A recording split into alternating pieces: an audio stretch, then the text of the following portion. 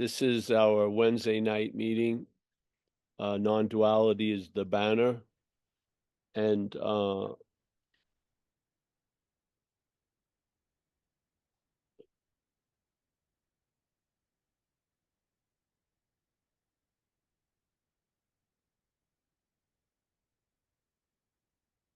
it's a simple invitation, and it's sort of like a shoe store, and the shoes are presented. And when the shoes are presented, it's interesting because what you'll try to reach or grab first shows a lot, to tell you the truth. But if you what you hear fits, just wear it, and it's going to take you somewhere. Or let's say it's going to take you somewhere nowhere, but it will. And 1 degree shift in the camera location can almost reveal a new world to you. Yeah. And this self-centered aperture, and that it has brooked a lot of other apertures, always defined by the self-centeredness. This is what gets questioned. It's not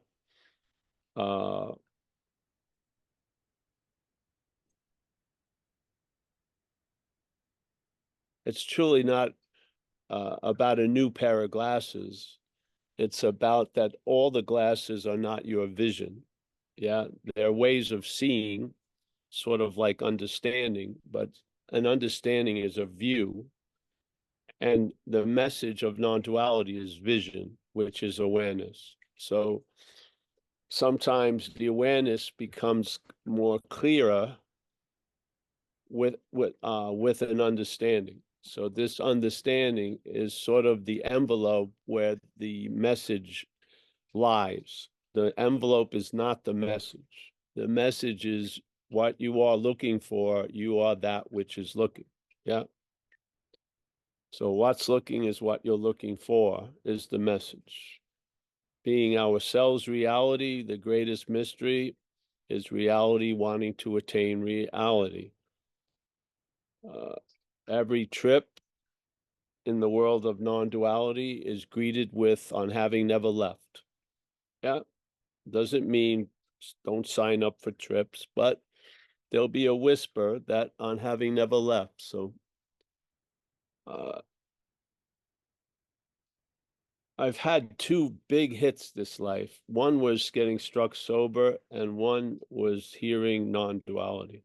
I would say those were the 2 biggest movements. One was in time, and the other is before time. Getting sober happened in time. The fact of non-duality is timeless. Yeah, therefore, you're not going to become, nor did we unbecome. You're not going to find because you haven't lost. You don't need to arrive at where you already are. It has this logic, and the logic is seamless. It never breaks from that logic. So it's like that desert tortoise, yeah, being just a desert tortoise confounds the coyote because the coyote wants to get some of the meat. And the desert tortoise just withdraws itself in the world of appearance. It's still there, but it withdraws itself. And then that curiosity of seeking and wanting and grabbing, looking for that food, gets disappointed. And usually the coyote takes off and basically looks for something else. Unfortunately, in this example as us with seeking, we just keep looking. Yeah, we don't get the message. We keep seeking, and the message is you are that which is sought. And it gets to be an absurd condition where we're seeking for the sought being the sought while seeking is going on. And you throw this out there, and it's almost as if there's a machinery and you're just throwing wrenches out, and then the wrench lands in the machinery, and sometimes it stops and there's a pause, and then all's revealed. Yeah, because what you believe is you stops, and there's still something there. So the you that you thought you are is just that. It's a thing that you thought you are. What's before thought is what we really are. And before thought is reality. This is dreaming. Yeah. This is dreaming. We're dreaming, and in the dreaming, we believe the dreaming is and of a reality, but it isn't. We are of reality, and we seem to be in a dreaming. Yeah. As Jesus says, you're in this world, but you're not of this world. So what's the great, how are you going to get to you're not of when you think you're in? So this message just questions. We don't need to question the of. The of is given. The of is a fact. Yeah.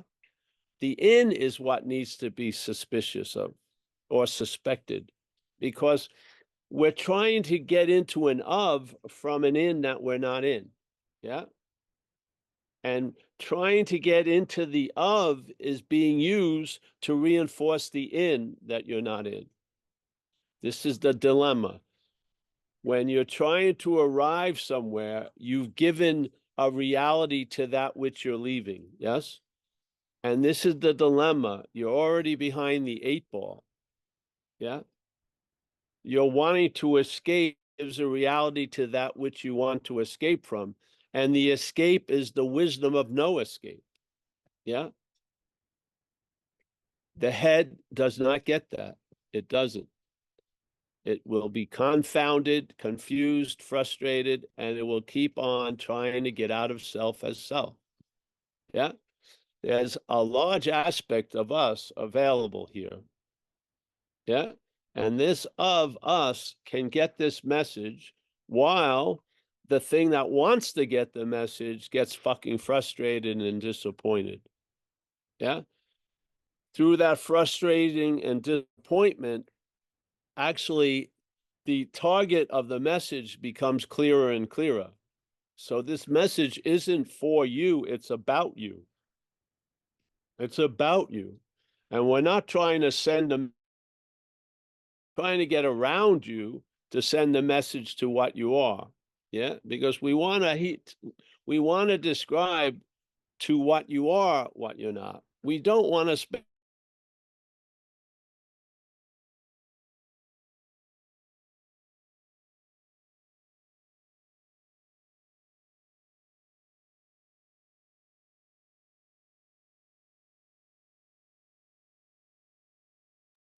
Did Paul leave the building, Oh, there he Kathleen? is Oh, again. Yeah, I think we lost him. He went full red and then he dropped off.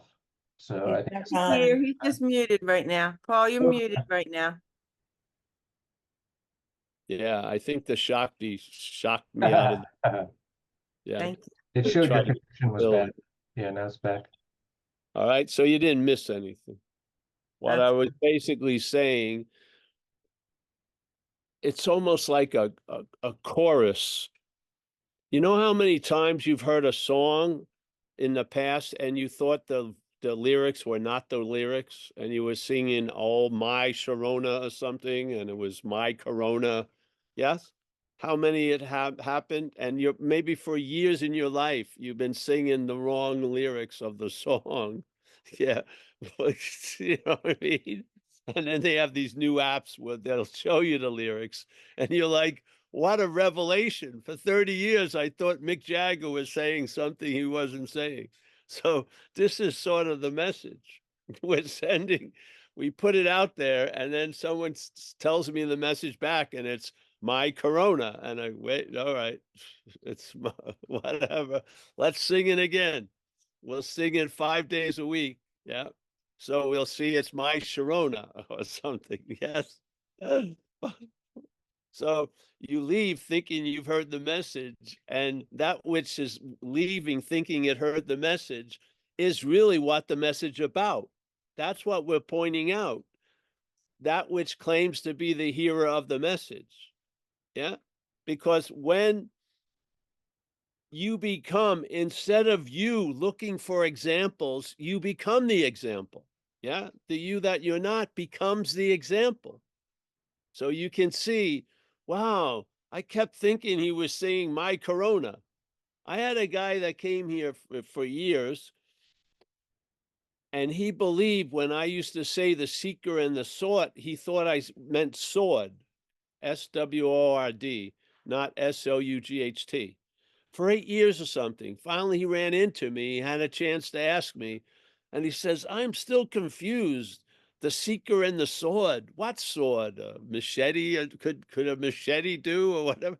No, no, no, I'm sorry.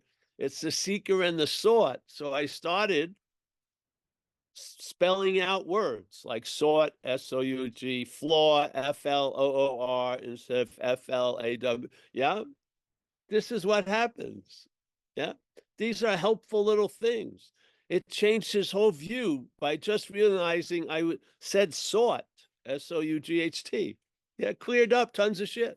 Yeah, so here, of course, the head trying to get this message is going to be frustrating because it can't figure it out. That's the example we're putting out there. Yeah. Some people come here and of course they think it's a unique event. They're super frustrated and pissed off. It happens to everybody. It's not a unique event. Yeah. Because when a system is greeted with something that can't fit in the system or the system can't absorb it, this is what happens. Yeah. If you get something, that's a dangerous position, really. Because especially if you think you get it, you think you can lose it. Yeah. This isn't about it. This is not about getting it as a better advantage than losing it. This is about never getting it. Yeah. So we're not giving even a morsel. We hope we're not. We hope we're not here on this end. We're not giving it even a morsel to the system that is being confronted by this message. Yeah. We want the message to bring out the system. Yeah. Because in the working of the system, you'll see the failness of it. Yes. You don't need to be moved. You don't have to be in a 11th dimensional view. If you just step back a few feet, you'll see the emperor with no clothes. And then you'll come to realize it has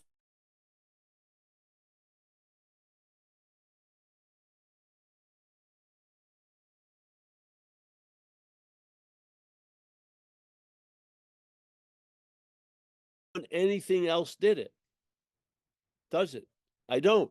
Because everything else has become so accustomed, the head has absorbed it and made its own Buddhism, made its own this, made its own that. Yes?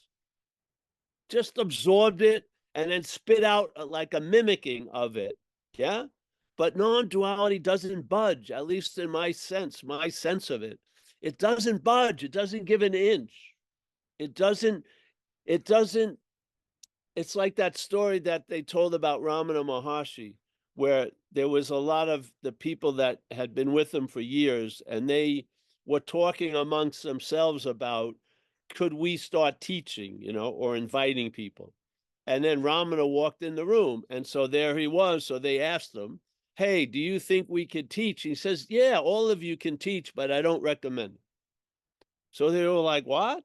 I thought that would be the noble endeavor. He says, no, no, no. And they go, why? He says, compassion. And they're still, again, like a German shepherd. So he has to explain it more. He says, yes, you're going to be in front of people and you're going to feel compassion for them and you're going to dilute the message. Yes? Many of us have heard diluted messages. They've been around a while and they've been diluted. They are now built to fit around the person when the real message is to confront personhood. Yeah. To see if it's true or not. Now, most stuff start with that as a given. You are going to take a path and do a lot of stuff to arrive there. Yeah. It's jam-packed with you. Where non-duality puts a stop and pauses and goes, that you is not you. You are what you're using to look for what's looking. Yeah. You are that. The I am that I am. So in my own life, I had never ran into anything that brought into stark contrast the system that I was living as without knowing much of it. Yeah. Non-duality brought it out into the light. Yeah. And then the size and proportion of things were changed dramatically. And thank God there was a migration of interest, and I lost interest in the failed system, basically as the flagship of the failed system, Paul. Yeah. Nothing else in this life so far has done that. Non-duality did. Therefore, I'm speaking. Just like when I speak as an action figure, I give great credit for recovery because that's how it worked. Yeah. The working of it is a mystery, but how it worked here was through recovery. And how this relief became readily available at all times, right where I am, was through non-duality. It explained shit that was needed to be explained. Yeah. Because I wasn't moving away from, I was moving away from as that which I'd like to move away from. Yeah. And things that I thought were just random phenomena, I saw the principles in there. And I saw that I'm never going to get it. Yeah. Never. And that was followed with a hallelujah. Yeah. So all the breath that I breathe into that system, yeah, that breath is now breathing the life of this moment. Yeah. Yeah. So if it was something else, I'd be talking about the something else. Yeah. If it was like after my 50th peak experience, I climbed on all those peaks and I had the super peak experience. And now I'm just a huge peak experience. That's not it for me. For me, it's being freed from the need to be liberated, because something needs to be liberated and it can't liberate itself as itself. This is the quandary, but the beautiful revelation of the failed system. It wants to escape and it can escape, because what it wants to escape from, it wants to escape as. Yeah. So the great wisdom of no escape is you lose interest in it all. You do. Yeah.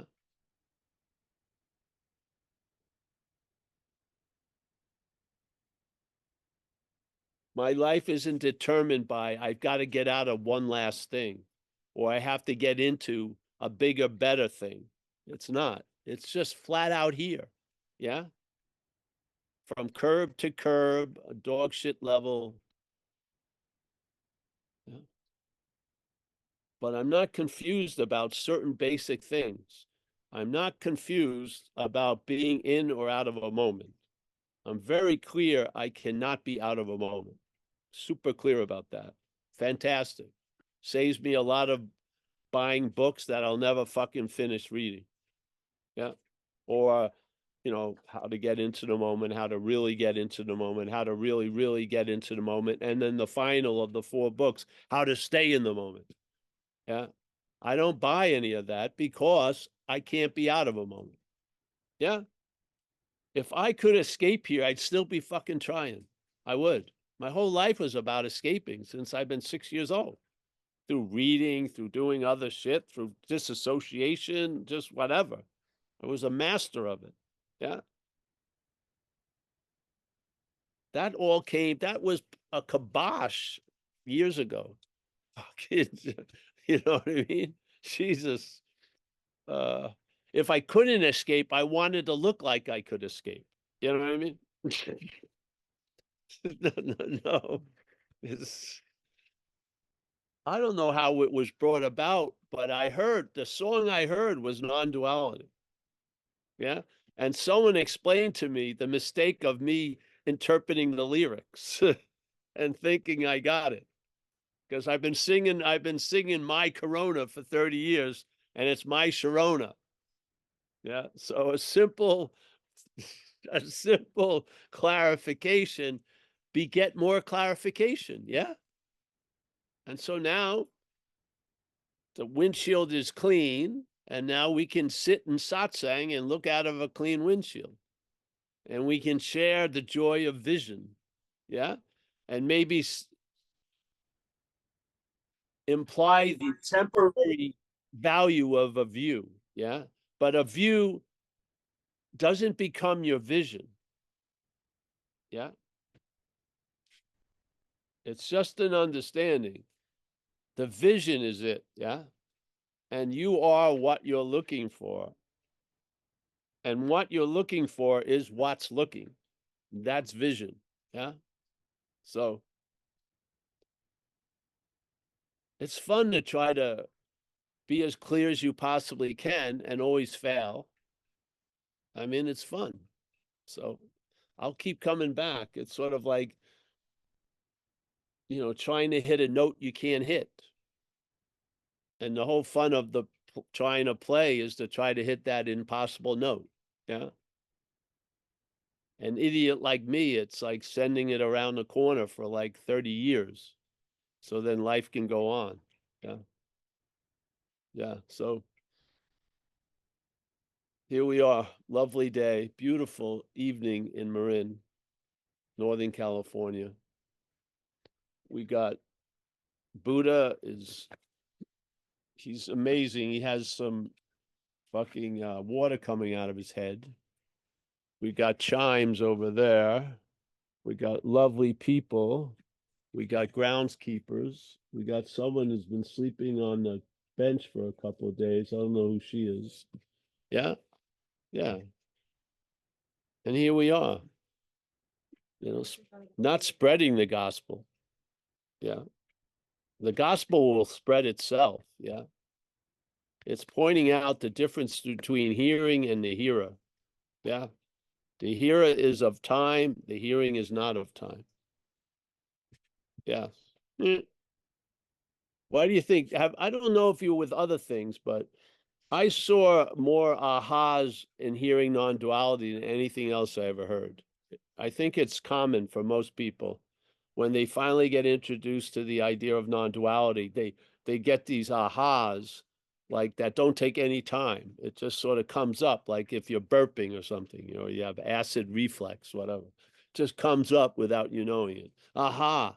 Yeah. And then the head triggers and starts trying to capture the aha. Yeah. I got to know more about, yeah, on and on. What better illumination or illustration of what you're not than the activity of what you're not, trying to get the message of what you are? I mean, it can hide in the weeds all fucking day. This shit brings it out. Yeah.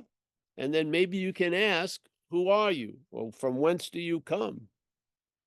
Yeah. And then you'll see the one who's asking and the one that's asked, yeah, are both not you. Hallelujah. Yeah. Well, I think that's that.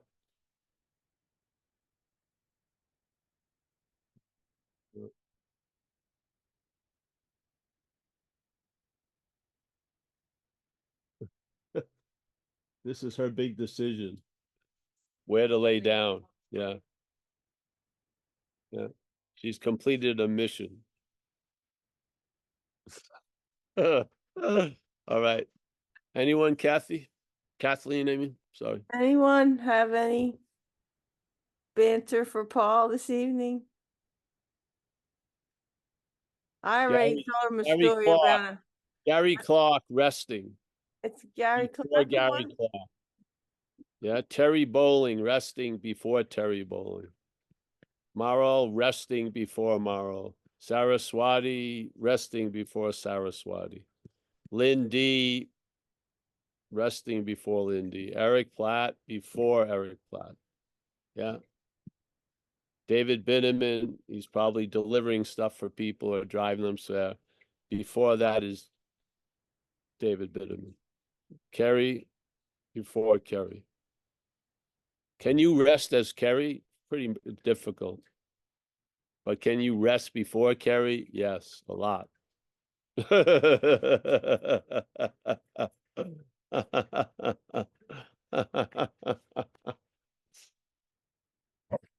all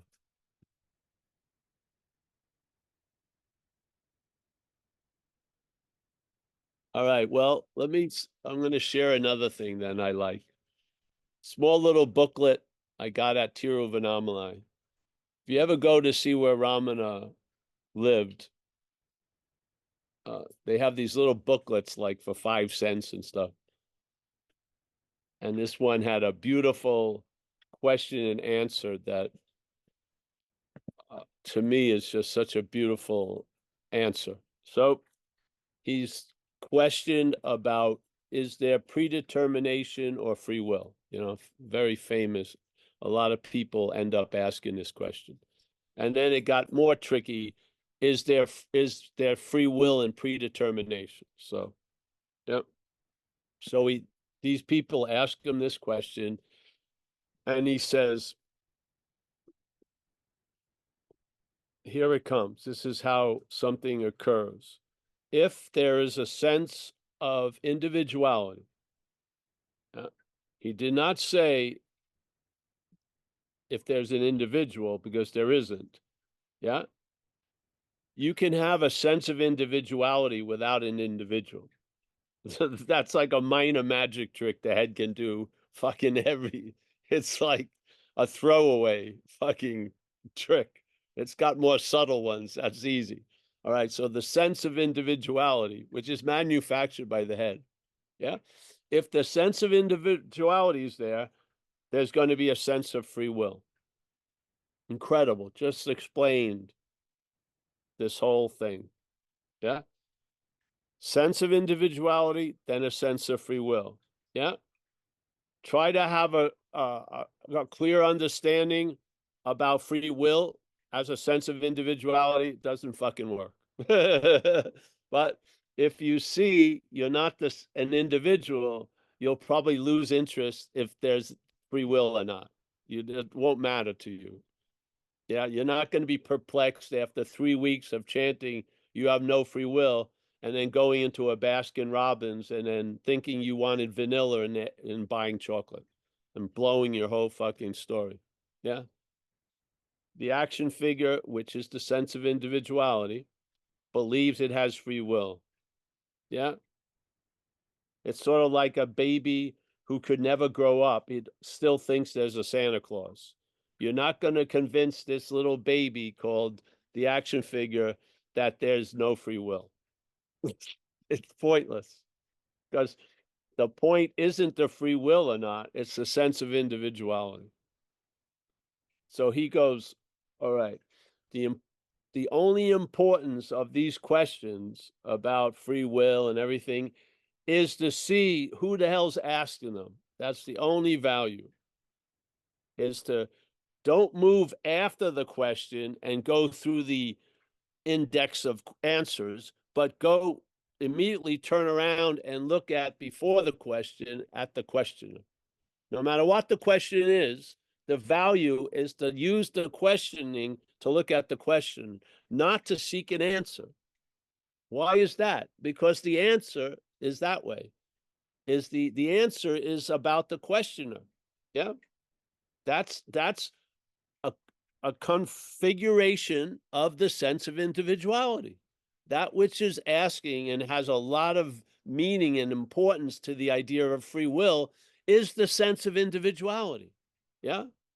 When you lose that sense of individuality, or you don't sign up for that sense of individuality, suddenly you don't give a shit about free will or not. You really don't. It doesn't become like a universal changing mess thing. Like this is gonna be the biggest thing. We don't have free will. You can see it on YouTube. Another physicist, there's no free will. It doesn't fucking change a thing. You scroll and you go to another website. Your head says that means I have free will. You're gonna lose. But here is, let's use, is there free will or predetermination? And who is it that wants to know? Wow. Me. What is me? A sense of individuality. Yeah. Yeah, it's beautiful. Yeah. So instead of going into thousands of answers and seeing which one is the best or worst, you just go to the one questioner. Yeah. You're not that, and you'll probably lose interest in shit that you thought was very interesting for a long time. Yeah. I've lost all interest in getting out of here. I was extremely interested in getting out of here. Extremely. Extremely. If someone said there was a DMT 10, I would probably do it if I wasn't sober. I would. I would do a DMT 5 and 10 and hope it made 15. Maybe that would work. But I have no interest. What happened? I didn't lose, I lost interest in the individuality. That's all I've done. That's all that happened. Yeah.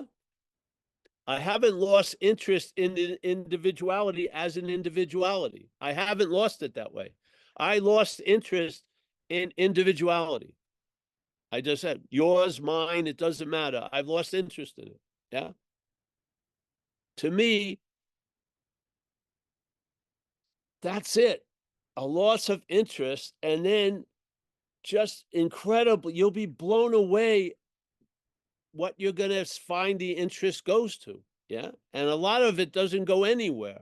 It just rests in what people call presence, which you are the generator of. Yeah. And I'll tell you, that sense of presence really, the, the, the being unconscious to that sense of presence was the dissatisfaction, the irritability, and the restlessness.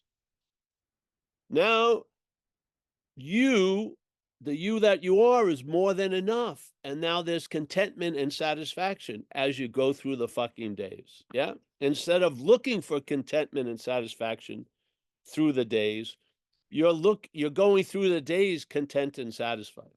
Yeah. Oh, it's not bad. Yeah. And here, if you look at the horse before the cart, it was the hearing non-duality. It was just because it was like the desert tortoise. I couldn't get anything out of it.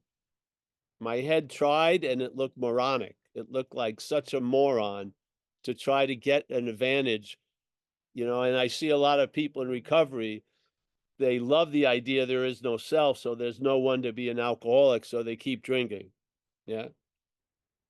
It doesn't fucking work. So I loved it. I had that moronic stage and I saw it. That doesn't fucking work. And then the thing got clearer and clearer because what happened is the relief brought them out a more ampage to see the misunderstandings. Literally. Yeah. I mean, I liked the horse that I was riding, but I was missing something. It was dead. Yeah. The horse was dead for a while. I was still thinking about getting in a new saddle. Why? Yeah. So this is what happened. We say it in recovery. Why are you in so much fear today? Isn't it because self-reliance has failed you? So they're implying that there's a system that we're relying on that fails us. Yes. I would say that system is rooted in self-centeredness. The system is centered on this idea of self that's pictured as a body, but represents being a doer, a thinker, a feeler, a taster, a toucher. It represents noun overriding or being in a higher position than verbing. Yeah. How's it work for you?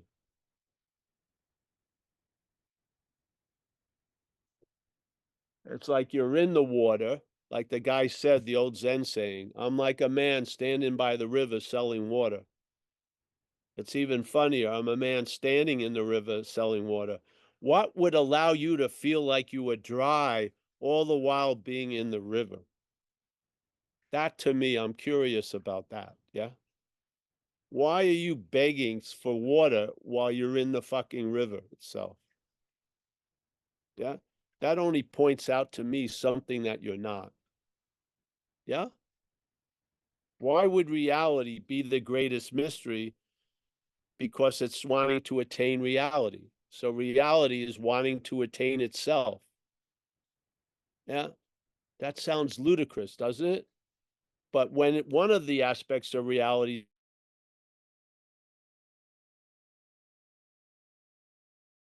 Paul is seeking for reality, give him a break. He's getting close, let him go. Yes, on and on. Let's root for him. But really, in fact, it's reality wanting to attain reality, which through Ramana's eyes was the greatest mystery. Yeah. So, yeah. Somebody better share, or I'm going to go off on another riff. Yeah, I've got another one waiting. It just came up. It's right there. It's all charged, ready to go. All right. No questions. One of my other favorite ones. Can you guess, Kathleen? Probably, maybe. Whatever can be perceived cannot be that which is perceiving. You have to admit, you've been seen, haven't you, as a body? Don't you perceive a body when you look in a mirror? I'm perceiving a lot of bodies here with names underneath it, and you're seeing a body seemingly here. Yeah, that's a given. What can be perceived is a body, but that which can be perceived cannot be perceiving. Yeah, all right. So you just been negated. Now go into the head. Does the head hear that? No. The head goes on and on with that which can be perceived is what's perceiving. This is the basic principle of the narration playing in your head. Yeah. How are you going to fix it down the road? Yeah. How are you going to fix that down the road? And what's driving, what makes it so interesting to try to fix it? On and on and on and on and on and on. When if you saw it from before, from that which is perceiving, it would be a fucking revelatory little note someone sent you. Yeah. Like a little tap. Hey, perceived, perceived. Yes. No, I'm talking to that which is perceiving. Oh. Yeah. Whatever can be perceived cannot be perceiving. Whatever can be perceived cannot be that which is perceiving. It doesn't have, but if you do this or you go there, no, there's no exemptions. There's no secret little clause, CLAUSE, that you can get out of it. It's basically an observation that I think is pretty fucking clear. Whatever can be perceived, which we're included in as a body, cannot be that which is perceiving. Yeah. So when the head says, I'm conscious as a body, that's not true.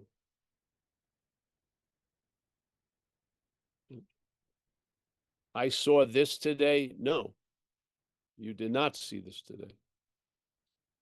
There was a seeing of it, but you did not see it. Yeah. Because, the telescope is not the stars that it sees. The telescope is a way of seeing the stars, but the telescope is not a star. Yes? Yeah. All right. I'm running out. So anyone have anything else? This is, for the last 20 minutes of the Wednesday night talks, you can bring up golden oldies and we'll try to knocking on heaven's door, poopa scoopa story.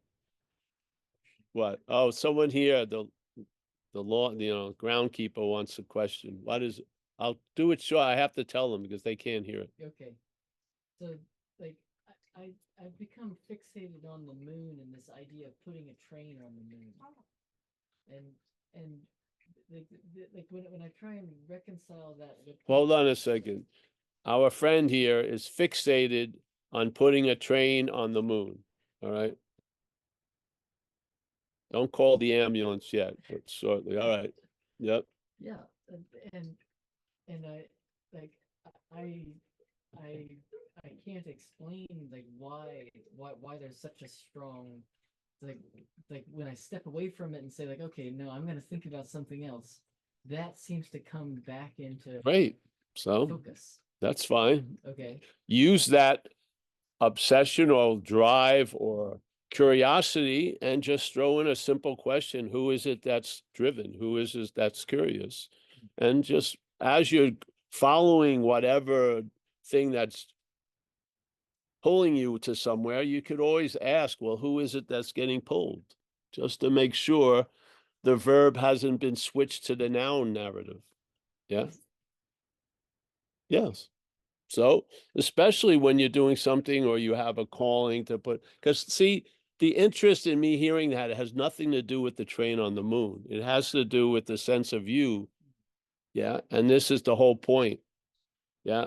I don't care about a train on the moon or not. What I care about is the head's going to claim that, let's say, curiosity or dream, and it's going to have you as the dreamer, but really pictured as the dreamt. And so you might as well use all of these possibilities that show up. And instead of just starting there, ask, who is that? And see, maybe you're not that, and maybe you're not beholden to what that thinks it's beholden to, or what that thinks it should or shouldn't do, and what that. Because the idea of you is like a magnet that's attracted a lot of iron filings. Yeah. Yeah. And you want to pull out, the head would love you to get involved with pulling out each filing while you're still the magnetic pull. This is about neutralizing that magnetic pull, and fuck the filings. Yeah. They're not essential. They're not important really. So put a train on the moon around Jupiter. Yeah. See, you would think this is what would happen. You would present this idea, and then everyone would start thinking about moons, maybe in Jupiter. We go back the other way. I'm not interested in that topic in this setting. I'm interested in is how the head uses that to make a noun out of it. Yeah. And now there's the noun and there's the verb of making a train on the moon. And there's the noun that's going to do it. This is non-duality. That's subject-objectness. Ding. Yeah. After you throw a couple of wrenches, even the mechanicalness will alter itself to avoid the wrenches.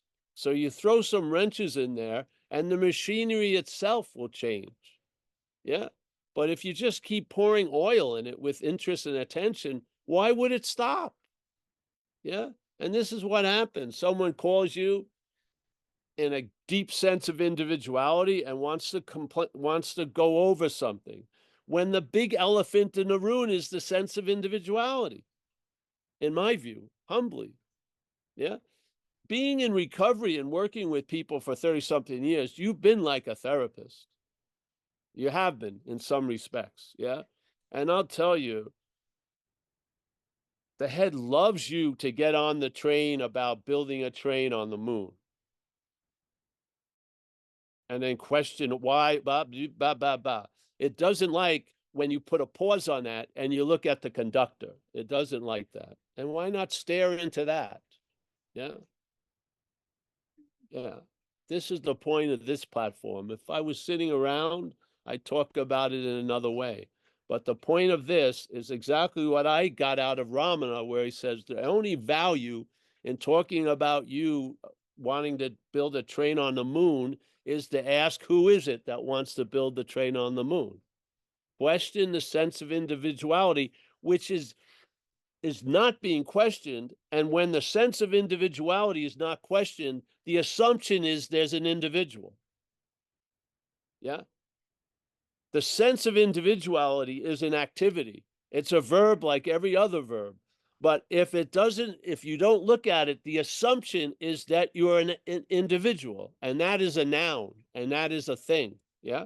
So the allowance of it going off it's just, oh, this verb's going to run out. But what the verb is doing, the claiming of it is being used to assume a noun. Yeah. And that noun is attracting a lot of iron filings. Yes. So when there's a claiming of doing, it says it's just another doing of a historical doer.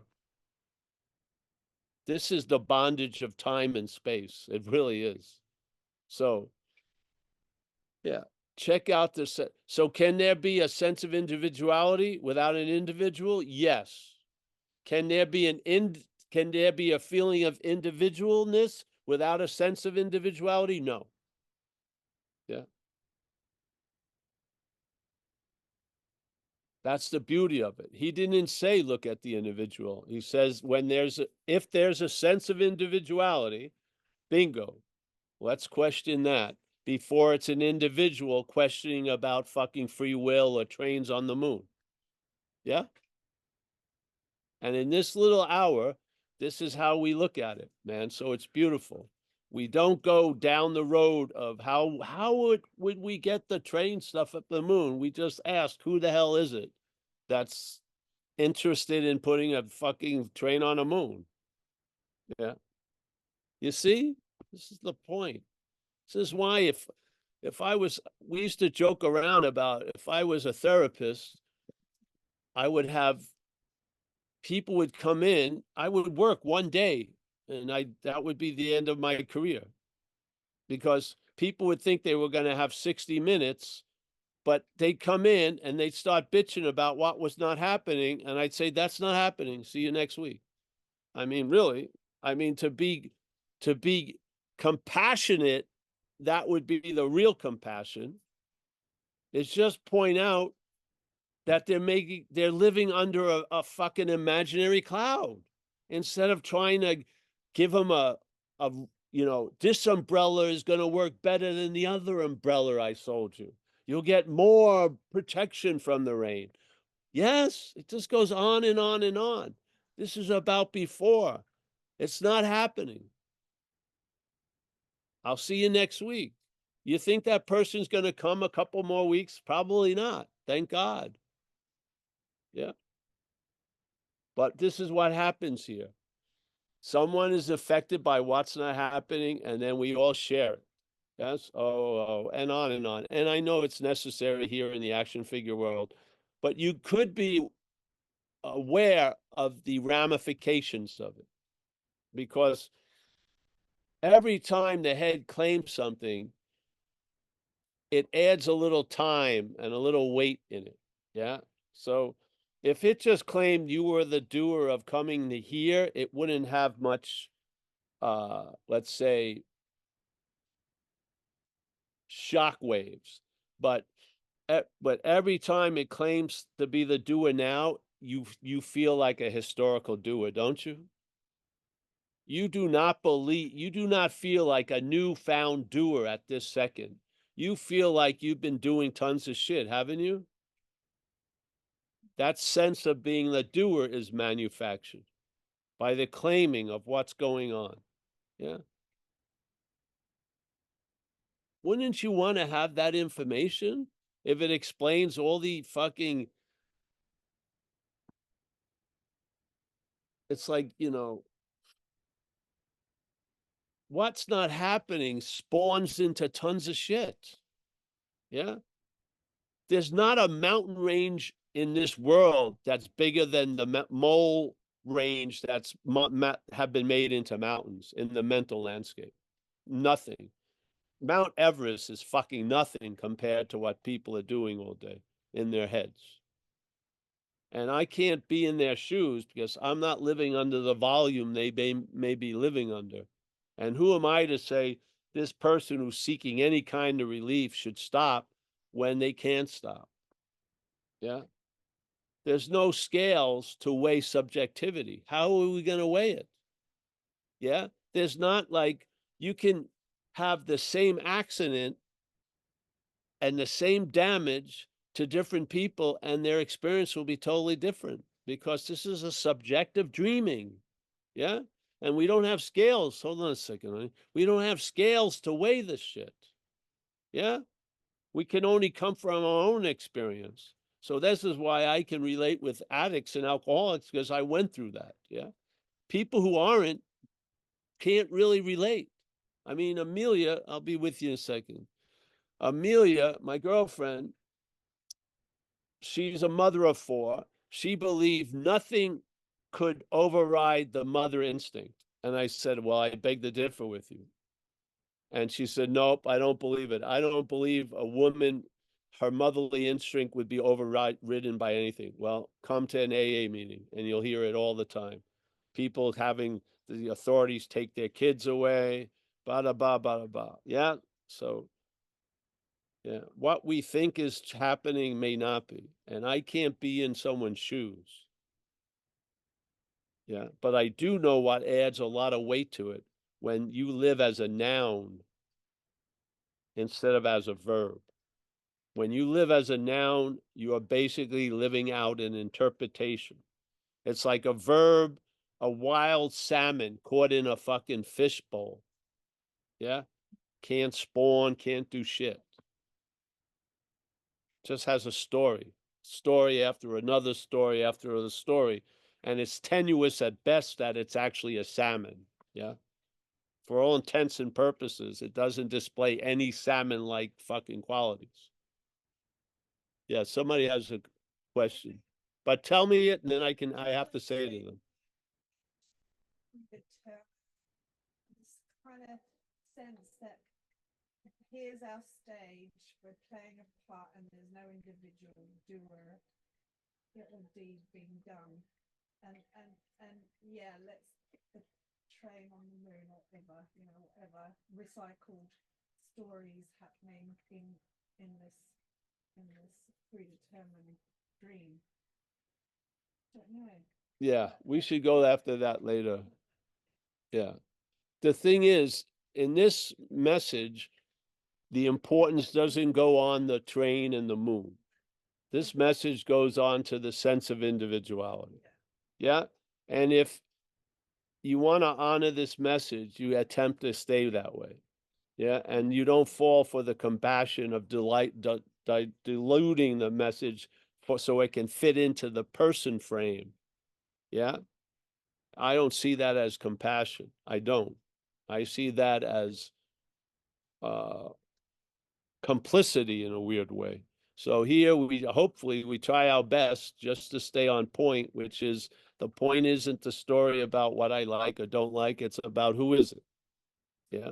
No condemnation, no pride. Just is there a person behind this or before this? Because that's what's giving the meaning to the event itself. Yeah. And most of us, we go way down the track. And every moment we're spending dealing with the appearances of shit, it's reinforcing this sense of individuality. Remember the Course in Miracles? We use it all the time on that page 496, I think, where it says, actively denying what we are and firm in faith in this something else I believe the head has made to be us. I don't believe we have made it to be us. Yeah? Follow this. If you stop anyone right now and go, wow, caught you in the act of denial of what you are, no fucking way. But in fact, reinforcing the sense of individuality is the act of denial of what we are. Yeah. And then firm in faith in this something else that the head has made to be ourselves. Yeah. We now come to rely on these eyes that are not, and the eyes that only see the world, and we lose our own vision. Yes. The awareness. This is the activity. So there's tons of places to meet, to talk about tons of shit that happen after the sense of individuality. This place is we're talking about before the sense of individuality. Yeah. And a lot of, yeah. I just feel it works, man, because 23 hours go the other way. Yeah. And man, there'll be tons of people, whatever topic you have, that will weigh the pros and the cons, but maybe under the guise of a sense of individuality. And I would love to be able to throw a little wrench in that works. Yeah, because my relief did not come to Paul, it was from Paul. It was from. My relief is from that which was seeking relief. That's where this is where the relief lies. It is so clear. It's like a fucking bright day in Northern California. You can't miss it. Yeah. So, all right. I think we have somebody raise their hands. Very good. We have two hands. First we have David down under, and then we have Eric with his virtual hand raised. All right. So David down under. That's all right. I put my hand up about 10 minutes ago, but yet the question I had, you answered it in about 15 different ways since I've had my hand up. And I had, on top of that, I had a little miracle that I call a miracle happen to me a couple of days ago, but I won't share it because it's just going to take up time, and Eric's got his hand up, so everything's all good. Thanks, yeah. Well, you're sharing it anyway right now. Well, I'll quickly share it. All right, quickly share it. But I mean, you're sharing it anyway. The miracle happened as you. Yeah. Remember a while ago, I told you the story about how I got steel in my eye, maybe about a year ago. Yes. I don't know if you remember that. Yeah. Anyway, 2 days ago, I'm working away, and about 3 o'clock in the afternoon, I get a bit of steel in my eye. And initially, like for about a minute or two, I got mega agitated, and all the shit going on in my head about, oh, what are you going to do? Oh, you're going to lose an eye. Oh, you'll have to do. But it only lasted for about a minute or two. And then I relaxed, and I kept working. I didn't rub my eye or anything, but it's annoying the shit out of you. Like, you can feel it's in there. I've had it in there that many times. I know what it is. And I ended up just knocking off work and driving home. And I got home, and it's still there the whole time. It's still there, but it wasn't agitating me. It was just there. And I sort of, in my head, I went, well, like tomorrow, if I wake up and it's there, I'll have to go to the eye hospital and get it scraped out. That's what I'll have to do, or whatever I got to do. And I ended up watching telly for the whole night. I wasn't rubbing my eye, and I mentioned I wasn't rubbing it because whenever I've had that in my eye in the past, you're always like rubbing it. It's annoying, and it just wasn't. Yeah. Anyway, so I watched telly till about 11 o'clock at night, which I tell you, Paul, you can't normally do when you've got steel in your eye. It kills you. But I sat there watching telly. It wasn't annoying me. I just did my normal bullshit, that I do at home. And went to bed, and as I was going to bed, a little bit of up here crept in and went, oh, it's always hard to sleep when, you get rapid eye movement, and that scratches your eye around and every fucking thing else. But that just lasted for about 30 seconds, that thought. So I went to bed, obviously fell asleep, woke up the next morning, and the first thing is like on my eye, And then I went, in about 2 seconds, I went, it's not there. Like, it's gone. And I got my finger, and I put it up into the corner of my, like here in the corner of my eye, and I could feel all this steel grip, just in my eye there. Not in my eye, but, where your sleep is there.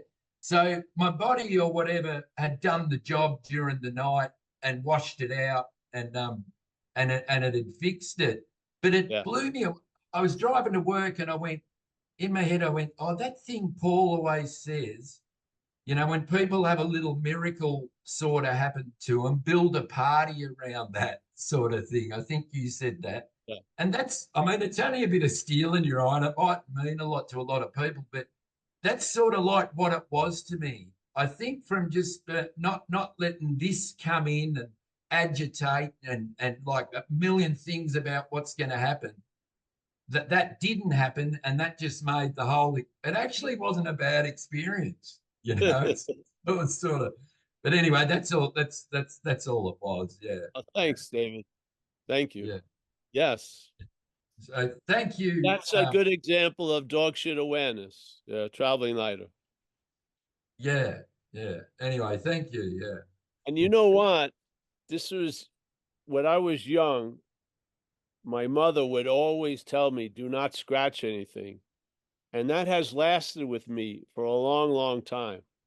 And I'll tell you, if not scratching, things have go their own fucking way, usually. But as soon as you join in, it's sort of things can like quantum leap into something else. So Oh, habits pretty good to get into if possible. yeah, Yeah. the non-scratch habit. All mums must say that, I reckon, because my mum used to say that to me, would Yeah. get a mozzie bite and you'd scratch the shit out of it. That's Mum right. would go, don't scratch it, and it's like in your head you're going, how can I fucking not scratch it? What are you talking That's about? right. Well, that thing worked for me since I was young. I think it was my grandmother. She was like a goddess, so I soaked in, and I really and because if you don't start itching, you probably won't. I scratch. I mean, if you don't start scratching, you don't start scratching. Yeah, You well, get it's into the funny habit of because that little story I just said is probably, I don't know, but it feels like it's the first time in my life where I didn't start scratching, you know, there's a sort possibility. of.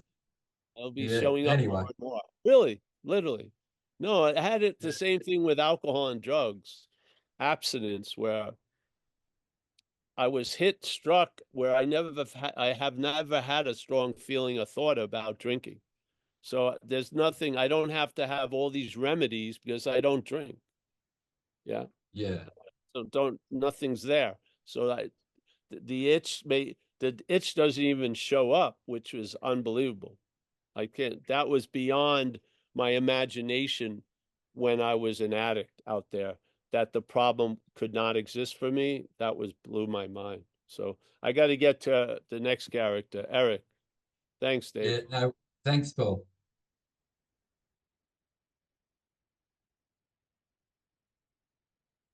Keep going here. Evening, sir. How you doing? Good. Um, I had a question about we were talking about individuation tonight, and where I get knocked out of this, the story of negation that I'm telling myself. I'm not in a place of knowing it yet, but I do keep good track of trying to stay in it. But what knocks me out immediately is whenever I am speaking to another individual, because that makes me feel like an individual. And I was wondering if you could speak on that a little bit. Well, yes, bringing it back farther, and that me that now thinks it's an individual is not you. Yeah. So when a stubborn appearance of the you shows up, just you're always before it. We usually act like we're after it. Yeah. But you're before it. So you can see it as not you. Yeah. And you'll get into that habit. So when you're speaking to people as a person, then you feel like a person. Well, who is it that feels like a person? That's that sense of individuality again. So you just catch it. Yeah. So sometimes it wears like 5 pairs of pants. So the pants get pulled down and there's another one and pulled down, and after to a point where there's going to be that pause where there's no answer and there's no question. Yeah. And that's us. That's our original face in Zen, that there's no face at all. A lot of stuff that I believe is me and essentially me has stopped many times and something continued. So obviously the story of it being essentially me was not true because it has stopped and I continued. Yeah. These things they've got to be, that tattoo is pretty powerful. The head will try to cover it up with another tattoo, but that tattoo is an ink tattoo. You have free samples where the things you believe this is you and everything, and it stops and you continue. Yeah. So this, you're not that becomes more of a sense feltness than a recognition. But the recognition is helpful as the beginning. Yeah. Yeah.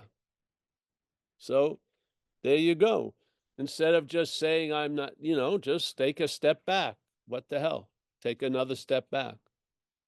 If one step gets claimed and the shoes are recognized as you, just take another step back and ask that, who is that? Yeah. It gets caught with no clothes on. It's going to stop. It can't go back that far. It can't. That's why it doesn't say non 40. It was non 2. I would say it has two movements. It has that which suddenly becomes the observed, and then you immediately become the observer. Yeah. And then the observer will become the observed, and then there'll be another observer. You can catch it a few times. It doesn't go any farther. It doesn't. It's it's mechanical. So it's like the infinity of a mirror looking at another mirror, but the mechanicalness shows itself as a machine very quickly. Yes? Yeah. For me, it was with the who am I would do who am I, and then something would say me. And then I would ask, well, who is this me? And that would fucking stump it. And then there would be a pause, and the asker and the asked would be negated, and there I was. Yeah. It wasn't like a huge, arduous thing. It was like one step back, farther than I was going. Yeah. You don't have to go an infinity back. It could be like a half an inch. You just go back and you ask, who am I, to that second I that showed up, and it won't even say me usually. It just stops. And then there's you. That's us. That's us always. But when it stops, it's obvious. By recognizing what you're not, when it stops, the obviousness of what you are is there. Yeah. So don't make it fucking hard, and it's not a fucking martyrdom. It's not a path of sorrows, and it's just relax. And yeah. That which is afraid to be an individual is the sense of individuality. Now that you've heard non-duality. So yeah. It just wants you to be a shoulder. It starts crying. Yeah. Don't hand it a handkerchief. Don't give it a Kleenex. Yeah. Yeah. Starve it. Starve it. As we say, starve it in New England. All right. All right, bro.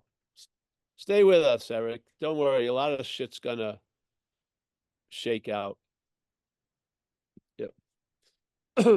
I have faith in this message, really. The message,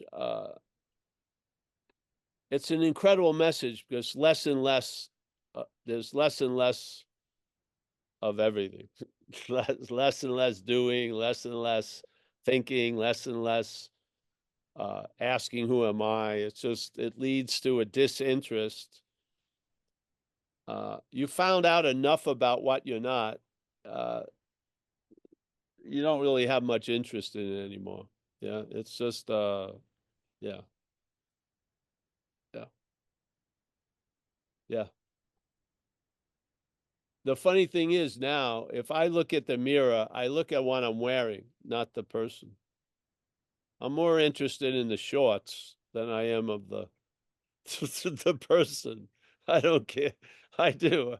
I think the person's like a dummy. I'm just looking at the leather jacket or something. I'm going, wow, that's cool. I like that. Yeah, truly. It's just how I go. That's how it goes. I basically figure I'm like a billboard. I like to have some say in what's being advertised. Yeah. So I find interest in fashion. It's funny. I don't know what the hell. It's my moon and my train, motherfucker. Yeah. No, really. look at the jacket. I don't care really. I say that jacket's cool. I like that jacket. I may never wear it. I'll just collect it maybe. And then I hand it to someone else, yes. Hey, listen, stay with Zen Bitch Slap, because if I ever pass away, there's gonna be a lottery, and you may be lucky. You're gonna find some nice artifacts in the in the storage unit of zenbitchslap.com. Yeah. I'm gonna leave little notes in all of them. So yeah, I'm gonna say I'm still here. No, no, no. So all right, anyone? No other hands up right now, Paul? I don't think. I think that's it for tonight. Yeah. It might be. Thank you very much. Oh, Kathleen, thank you so much. You got the easiest job, just being Kathleen, honey. It's the easiest piece of cake. Working. Yeah. Nothing to it. Nothing to it. Exactly. Eric, nice to see you, Eric. Kerry, as always, nice to see you, bro. David Bitterman. Hey, David Bitterman, I bought 10 bags of those on the Eaton Path. On the Eaton Path. Oh, those chips from You Costco. like those chips? Those are good. Yeah. We can't find them, so we bought 10 bags of them. I I think thought we were getting big bags, but they came out small bags. But Oh, yeah, no, our Costco has huge bags of them, but they switched products to a different one and it's not as good. oh, wow. And Yeah. we're still drinking. I like that coconut drink you turned me on to. Yeah, that's a good stuff Well, too. there's Bitterman. Bitterman has he's got some I'm- technique when it comes to that stuff. Well, my dad was in the grocery business. He was in Oh, food. there you go. There you go. Yeah. It that's- shows.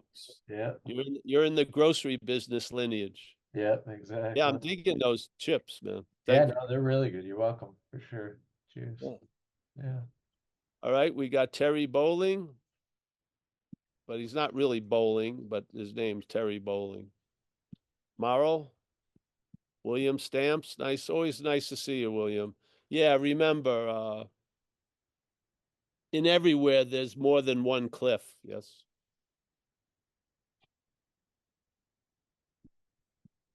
Raj Mahal, nice to see you. All's well? Yeah, good. Dave, thanks for your story, Dave, sharing it. Dana is taking a nap. Let's leave quietly. She's resting like a little baby. Huh? How peaceful. Oh, somebody's changing the thing. Who did that? There's someone in the room with Dana. I've been trying to figure it out for the last 15 minutes. Eric, nice to see you, Eric. Yeah. Remember, Eric, there's a rule we have in recovery. Rule 62. Don't take yourself so seriously. Yeah. Yeah. Gary Clark, Placerville. Looking better every day. Nice to see you, bro. We got Lynn D, the chaser of clouds and the bringer of clear skies. Saraswati, she's going to be the voiceover of all our talks. Yeah. I think you'll hear the message easier with her saying it. Yeah. Yeah. Anand, a beautiful word. Satchit Anand, yes. So, if you had a family and you had 3 kids, Sat would be 1, Chit, and Anand. So you must be the youngest. Wow. Man, what a blessing after Chit. Oh. Chit was a tough one. I like You get Anand. a lot of flack in school. Sat, Chit, Anand. Wow. The group I was with when I was young, that was their saying, Sat Chit Anand. They would say it to when you met one of them. Sat Chit Anand. Yeah, that's cool. I didn't know they were telling me their brother and sister, Sat and Chit. I thought it was something spiritual. Phone number. Stephanie F. I don't think we've seen Stephanie. I like the thing she has up. Dana has awoken. Wow. Hear Dana roar. Woohoo. All right. I think the insane asylum is closing. We'll be back again. Bring Jello next time. Yeah, bring some Jello. And chips. I need crayons. I need more crayons. They took away my sharp pencils. Someone's pulling me. It's the mortal coil. All right. Thank you, everyone. Hey, we'll be here tomorrow, Thursday, in the morning recovery. And yes. All right. Thanks.